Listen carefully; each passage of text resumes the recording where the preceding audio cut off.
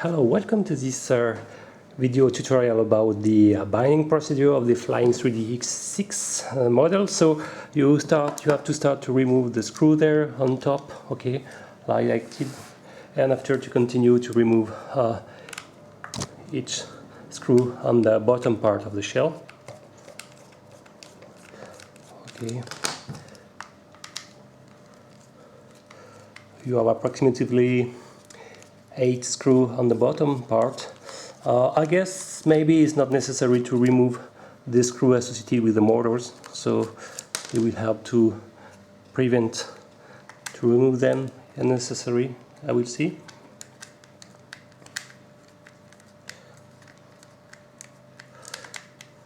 So this binding procedure is required when you want to change the transmitter or something like this. It can happen where you press the bind button accidentally, so you are losing your connection with the receiver.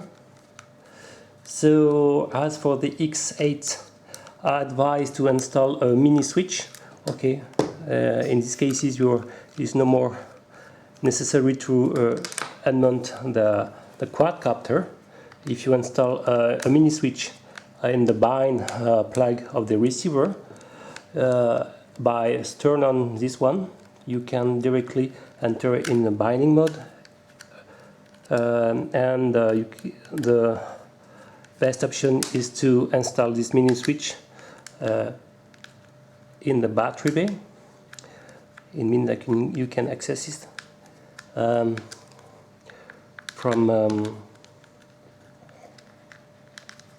outside without disassembling anything. So okay, all the screws are some M2 format, I guess, and they are all the same, so whatever you are mounting them. So compared to the X8, you have only the two rear LEDs, okay, indicating the flight controller status.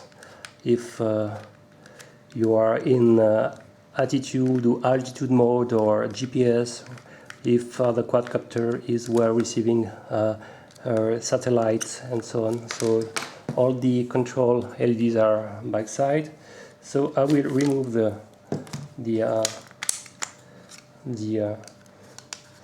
battery, and now I will try to remove the upper part of the canopy. I don't know, yes, like this. So with a bit of luck you can remove the upper part of the shell. Okay.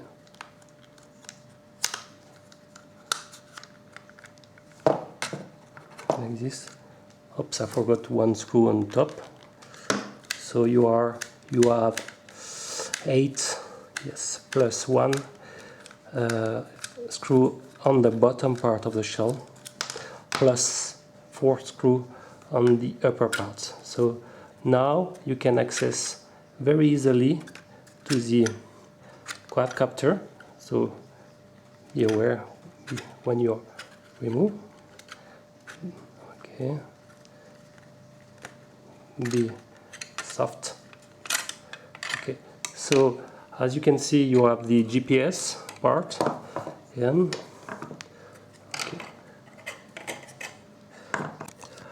okay, when you remove the upper shell body, well, you will notice that there is no bind plug like for the X8, because they removed the plastic cover and the access to the plug. So, well, you need to use, for example, a simple wires.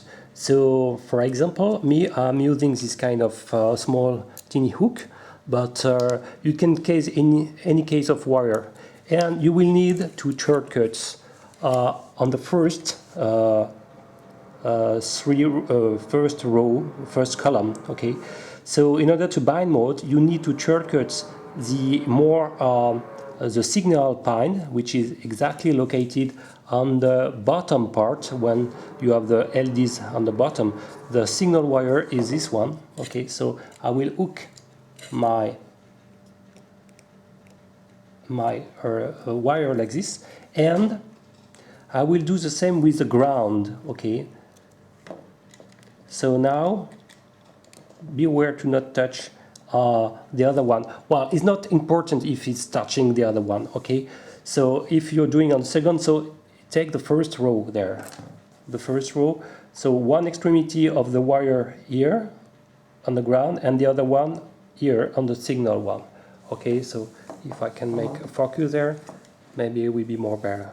So you need to shortcut finally the ground with a signal wire.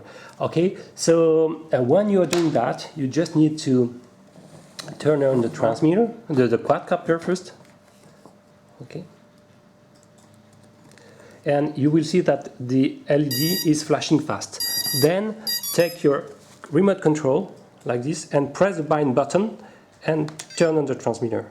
And you saw a very fast message displaying that is entering in binding mode. And as you can see, I received the signal, the internal voltage, and the TX voltage with an error means that it's binded. So I am indoors, so I don't expect it to receive any satellites, but it's working. So this is the binding procedure. A little bit tricky because you need such a wire, but it's working. So here at this step, when you remove your upper part, I advise to solder a mini switch there, and it will avoid to do this binding procedure. Thank you for watching. C'est bon.